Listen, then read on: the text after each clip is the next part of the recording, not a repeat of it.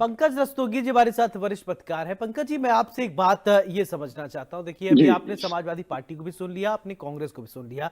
योगी के इस कार्यकाल को कैसे देखते हैं? सुशासन के तौर पर आप देखते हैं या क्या है? क्योंकि योगी आदित्यनाथ लगातार पूर्ववर्ती सरकार पर अपराध को लेकर निशाना साधते रहते हैं। और हेमंत जी ने कहा कि आप विकास पे नहीं बात कर रहे हैं, आप अन्य चीजों पे नहीं बात कर रहे हैं, छात्रों की बात नहीं कर रहे हैं। तख्ती लेके खड़े हैं कि धर्म संकट में नहीं, हमारा भविष्य संकट में है, लेकिन आप अपराध पर बात करें। एक प्रतिक्रिया चाहूंगा पंकज जी, एक विश्लेषण कीजिए।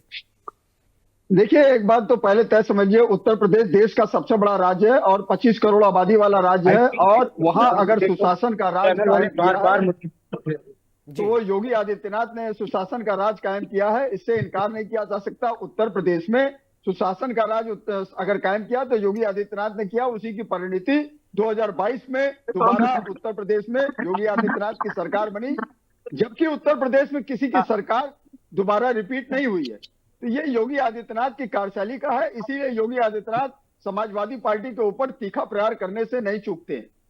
समाजवादी पार्टी के ऊपर तीखा प्रहार करते हैं। समाजवादी पार्टी ने जिस तरह से अपराधों में जिस तरह से श्रृंखला स्थापित की, उससे भी इनकार नहीं किया जा सकता है। समाजवादी पार्टी के संस्थापक अध्यक्ष मुलायम सिंह यादव क्या करते थे? वो अतीक अहमद से के कुत्ते से हाथ मिलाने का काम करते थे। ये भी लोगों ने देखा है, तो इस बात को भी जान लीजिए। और इसीलिए योगी आदित्यनाथ कहते हैं कि सफाइयों को देख बिटिया घबराई। तो ये बिल्कुल सही बात कहते हैं। और जिस तरह से मुस्लिमों को तुष्टीकरण की, विपक्ष मुस्लिम तुष्टीकरण की राजनीति करता है, समाजवादी पार्टी उसकी एक साक्षात प्रमाण मिसाल है। ये तो बताइए, इसीलिए योगी आदित्यनाथ ने जिस तरह से सुशासन का राज उत्तर प्रदेश में काम किया। आशीष जी, मैं आपके पास आ रहा हूँ, आप काउंटर कर लीजिएगा। अभी पंकज रस्तोगी सुन रहे हैं, पत्रकार है, किसी पार्टी के नहीं है। सबकी सुनवाई होती है। कांग्रेस सिर्फ विभाजन का काम करती है। कांग्रेस थोड़ा उनको बोल लेने दीजिए। और दूसरी बात, कांग्रेस ने हमेशा विभाजन का काम किया, इससे इनकार नहीं किया जा सकता। समाजवादी पार्टी के शासनकाल में 815 दंगे हुए 12 से 17 के कार्यकाल में। भारतीय जनता पार्टी की जब से 2017 से सरकार योगी आदित्यनाथ के नेतृत्व में चल रही है, 60 साल से अधिक समय हो चुका है, एक भी दंगा नहीं हुआ। तो ये किसकी देन है? ये योगी आदित्यनाथ की देन है, इससे आप इनकार नहीं कर सकते हैं। बहराइच भूल गए क्या हम लोग? और बहराइच में अभी कुछ हुआ था क्या?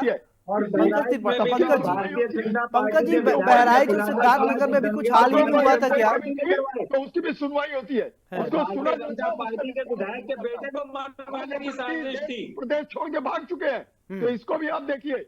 महिलाओं के ऊपर कोई भी अत्याचार होता है तो जेल की सलाखों के पीछे होते हैं। अपराधी आज प्रदेश छोड़ के भाग चुके हैं। तो ये भी एक बहुत बड़ा योगी आदित्यनाथ की कार्यशैली को प्रदर्शित करता है। और योगी आदित्यनाथ का जो बंटोगे कटोगे का नारा है, वो तो पूरे देश में ट्रोल कर रहा है। पूरा हिंदू समुदाय चले, ठीक है, एकजुट ठीक है। हेमंत जी ने एक बात कही थी, ठीक है, डिबेट के शुरुआत में हेमंत जी ने एक बात कही थी, आप भी पत्रकारिता बिरादरी से आते हैं तो उसको, इस पर प्रतिक्रिया आपको देना चाहिए।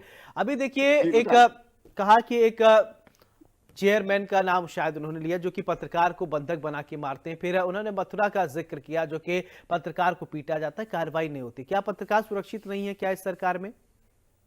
देखिए, इस सरकार में सबसे बड़ी बात है, इस सरकार में कार्रवाई होती है। समाजवादी पार्टी के कार्यकाल में कोई सुनवाई नहीं होती थी। नैरेटिव चलता था, थाने पे कह दिया जाता था कि एक जाति विशेष, वर्ग विशेष के ही लोगों की FIR दर्ज की जाए और उन्हीं की सुनवाई की जाए। आज जो है, ये सीधी सी बात है, कोई भी समुदाय हो, चाहे पत्रकार हो, चाहे कोई भी, किसी के पास साथ भी कोई अगर कुछ भी करता है तो वो पार्टी से निष्कासित। ये भी आप समझ लीजिए, वो पार्टी से निष्कासित हो जाता है। और पूर्व की सरकारों में ऐसा नहीं होता था।